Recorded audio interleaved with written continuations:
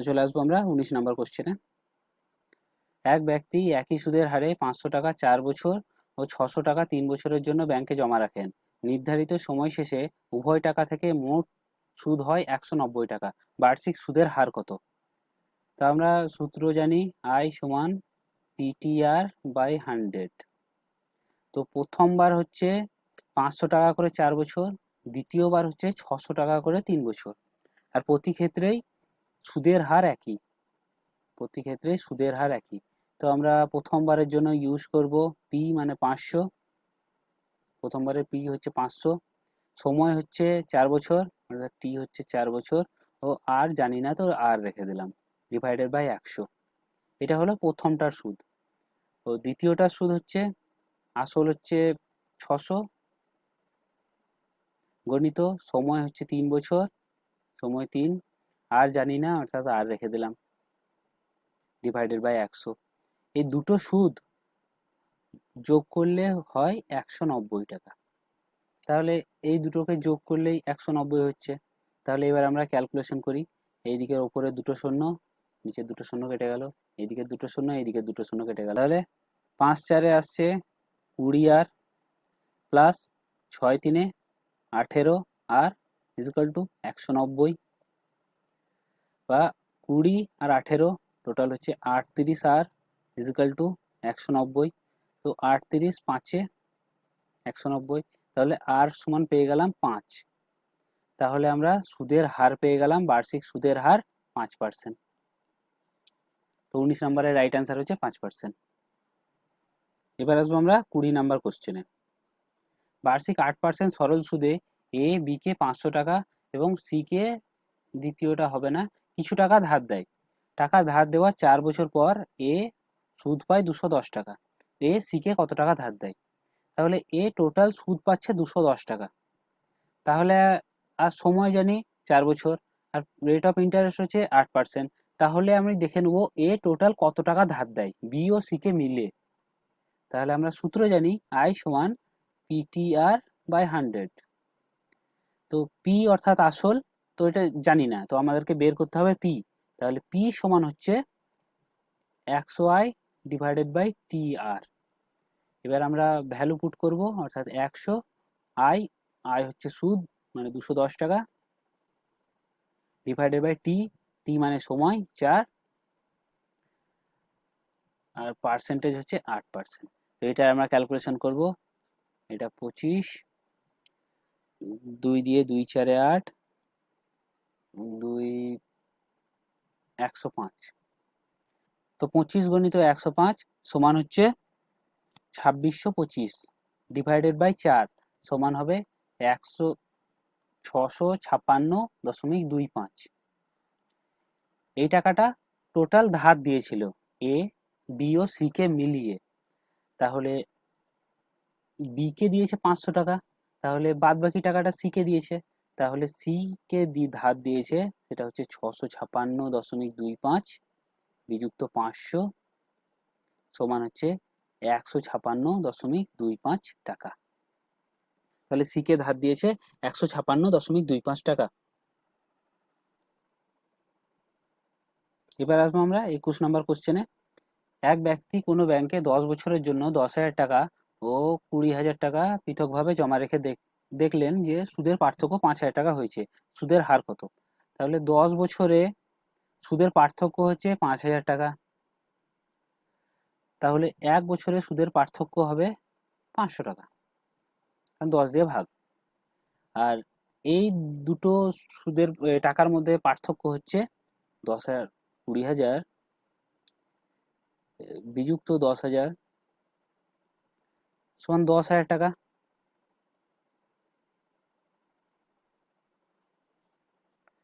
তাহলে এই দুটো আসলের মধ্যে যে পার্থক্য হচ্ছে 10,000 টাকা, আর এই দুটোর মধ্যে সুদের পার্থক্য হচ্ছে 500 টাকা। তাহলে কত পার্সেন্ট আমরা দেখে নেব। তাহলে 500 টাকা ডিভাইডেড বাই 10,000 ইন্টু 100%।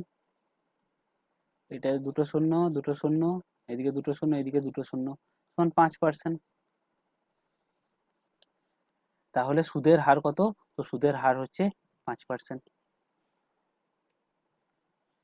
এবার আসবো 22 নাম্বার কোশ্চেনে। কত বছরে 8% হারে সুদ আসলের 2/5 গুণ হবে? তাহলে বলেছে সুদ সমান হবে আসলের 2/5, অর্থাৎ আসল গণিত 2/5। তাহলে আমরা জানি নিচে যেটা থাকবে সেটাই হয়ে যাচ্ছে আসল, আর ওপরে যেটা থাকবে সেটা হয়ে যাচ্ছে সুদ। তাহলে আসল যদি 5 টাকা হয়, সুদ হচ্ছে 2 টাকা। তাহলে বলেছে কত বছরে, সময় জিজ্ঞাসা করেছে, তাহলে আমরা এখানে সূত্র বসাতে পারি আই সমান PTR বাই 100। আমাদেরকে কোশ্চেনে জিজ্ঞাসা করেছে কত বছরে, অর্থাৎ টাইম চেয়েছে, তো টাইম ইজ ইকুয়াল টু হচ্ছে 100i divided by P into R. এবার ভ্যালু পুট করব, 100 গণিত আই অর্থাৎ সুদ, সুদ 2 টাকা, পি অর্থাৎ আসল, আসল 5 টাকা, আর অর্থাৎ কত পার্সেন্টেজ, তো 8%। এবার আমরা যদি ক্যালকুলেশন করি 2 4 8, 4 25, 5 5 25, তাহলে 5। তাহলে আমাদের টাইম পেয়ে গেলাম 5, তাহলে অ্যান্সার হবে 5 বছর। তো 22-এর রাইট অ্যান্সার হচ্ছে 5 বছর। এবার আসবো আমরা 23 নাম্বার কোশ্চেনে। কোনো আসল 2 বছরে 756 টাকা ও 3.5 বছরে 873 টাকায় পরিবর্তন হয়, তো বার্ষিক সুদের হার কত? 2 বছরে হয় 756 আর 3.5 বছরে হয় 873। তাহলে আমরা জানি আসলের কোনো পরিবর্তন হয় না। এই যে 2 থেকে 3.5 অর্থাৎ 1.5 বছরে যে পরিবর্তনটি হয়েছে সেটি শুধুমাত্র সুদের পরিবর্তন হয়েছে। তাহলে 2 বছর থেকে 3.5 বছর অর্থাৎ 1.5 বছর, পার্থক্যটা হচ্ছে 1.5 বছর। আর টাকার পার্থক্য হচ্ছে 756 থেকে 873, এটা ক্যালকুলেশন করলে 117। তাহলে 1.5 বছরে সুদ হয়েছে 117 টাকা।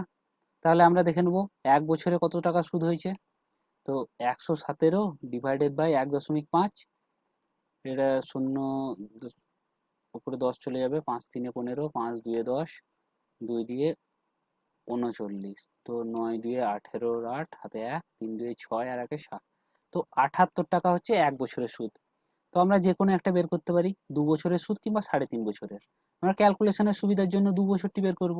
তো 2 বছরের টোটাল সুদ হচ্ছে 78 গুণিত 2 সমান হয় 156 টাকা।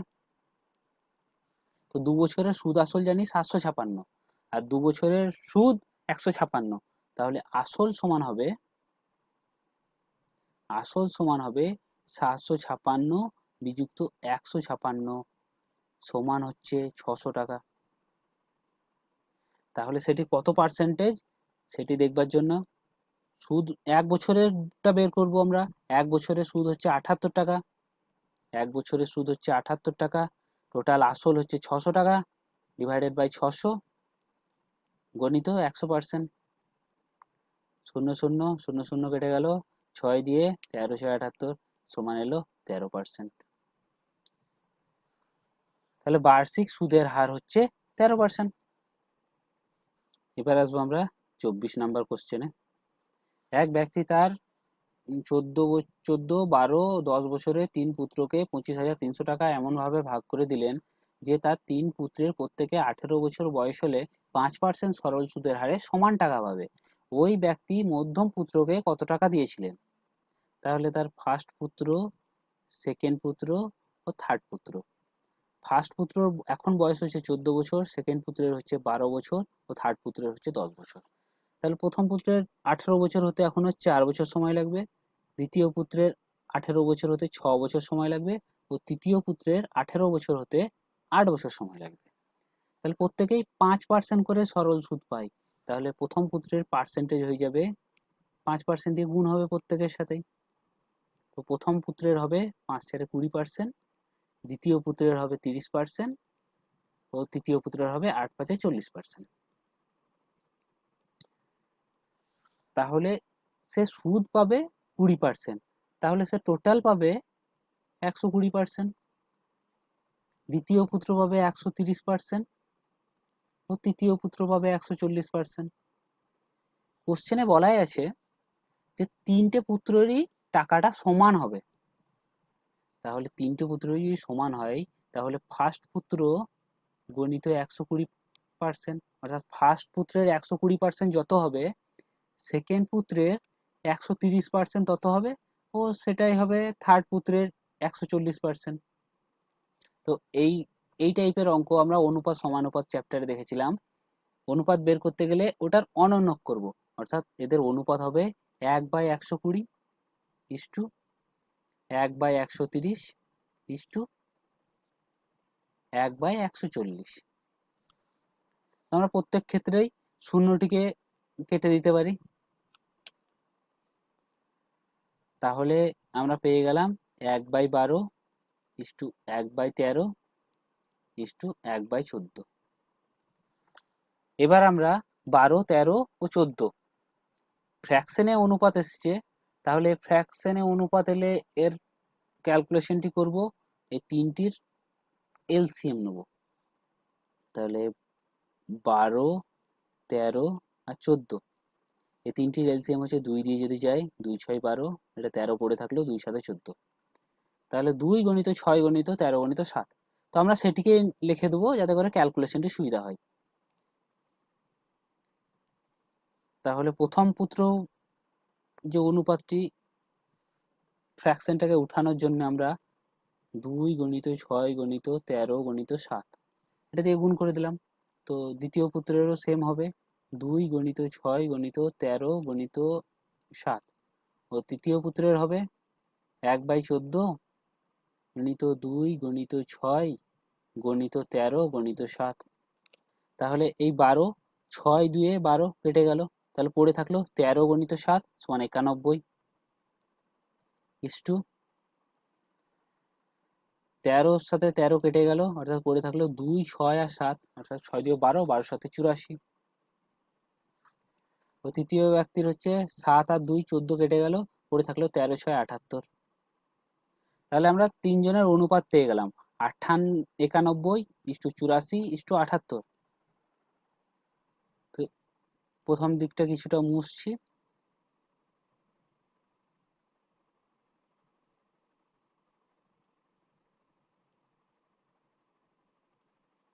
তাহলে আমরা পেয়ে গেলাম ফার্স্ট পুত্র, সেকেন্ড পুত্র ও থার্ড পুত্র এর অনুপাত পেয়ে গেলাম 91 ইস্টু 84 ইস্টু 78।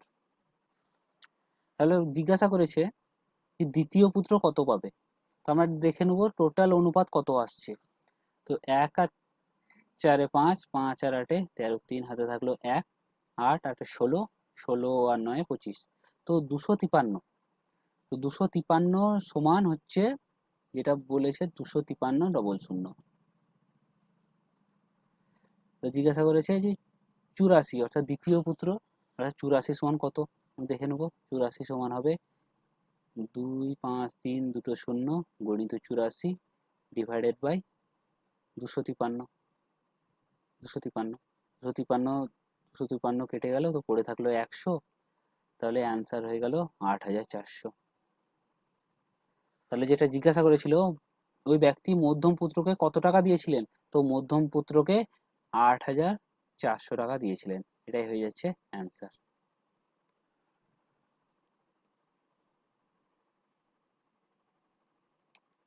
এবার আসবো আমরা 25 নাম্বার কোশ্চেনে। 3000 টাকা এমন দুটি অংশে ভাগ করো যাতে প্রথম অংশের 6% হারে 5 বছরের সুদ এবং দ্বিতীয় অংশের 8% হারে 3 বছরের সুদের অনুপাত 5:8 হয়। তাহলে প্রথম অংশ অর্থাৎ 6% হারে 5 বছরের সুদ, তাহলে 6% হারে যদি 5 বছর করা হয়, 6% হারে 5 বছরের করা হয়, তো টোটাল হচ্ছে 30%। আবার 8% হারে যদি 3 বছর করা হয়, 8% হারে যদি 3 বছর করা হয়, তো টোটাল আসছে 24%। তো আমরা এই দুটির অনুপাত দেখে নেব কত হচ্ছে। তো আসছে 30:24, আর যে অনুপাতটি করতে হবে সেটি হচ্ছে 5:8, অনুপাতটি করতে হবে 5:8। তো এটার কেটে যাবে, 6 দিয়ে কাটবে, 6 5 30, 6 4 24, তো নতুন অনুপাত এলো 5:4। এইটা আমাদের হচ্ছে মেন রেশিও নিচেরটা, কারণ এই অনুপাতটা নিচের অনুপাতটা আমাদের করতে হবে। তাহলে প্রথম হচ্ছে এইটা, দ্বিতীয় হচ্ছে এইটা, তাহলে আমরা শুধু কোনাকুনি গুণ করব। তো কোনাকুনি গুণটা হচ্ছে 5 4 20 ইস্টু 8 5 40। তো এটা যদি আমরা কাটাকাটি করি, 2 1 2, 2 2 4, তো আমরা টোটাল অনুপাত পেলাম 1:2। টোটাল অনুপাত করলে হয় 3। তাহলে কোশ্চেনে বলা আছে সেটাই হচ্ছে 3000, সেটাই হচ্ছে 3000। তাহলে 1 সমান হয়ে যাবে 1000 আর 2 সমান হয়ে গেল 2000। তাহলে এমন দুটি অংশে ভাঙো, তাহলে অংশ দুটি হবে, একটা হবে 1000 আর একটা হবে 2000। তো অ্যান্সার হয়ে যাচ্ছে একটা হচ্ছে 1000 আর একটা হচ্ছে 2000।